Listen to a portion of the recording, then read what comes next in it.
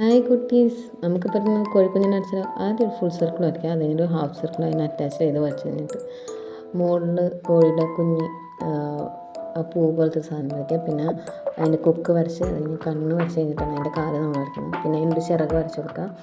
അത് കഴിഞ്ഞിട്ട് doodle pen ഉപയോഗിച്ചിട്ട് അതിന് ബോർഡർ ഒന്ന് ഡാർക്ക് ചെയ്ത് നല്ലപോലെ ഡാർക്ക് ചെയ്ത് ഒന്ന് കൊടുക്കുക.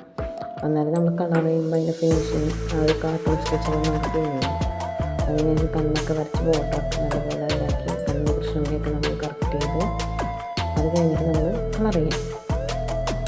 കളർ ചെയ്യുമ്പോൾ നമ്മൾ മുകളിൽ നിന്ന് അടിമാക്കുന്ന സമയത്ത് ആദ്യം ചെയ്യുമ്പോൾ പൂവില്ല കോഴിയുടെ കണ്ടുള്ള പൂ അതിന് നമ്മൾ ആദ്യം ചെയ്യുന്നത് ആദ്യം റെഡ് കൊടുത്തിട്ട് അത് ബഡ്സ് വെച്ച് സ്പ്രെഡ് ചെയ്തതിന് ശേഷം ഒരു ലെയർ കൂടി കൊടുക്കണം. എന്നിട്ട് ഒന്നുകൂടി സ്പ്രെഡ് ചെയ്യാം.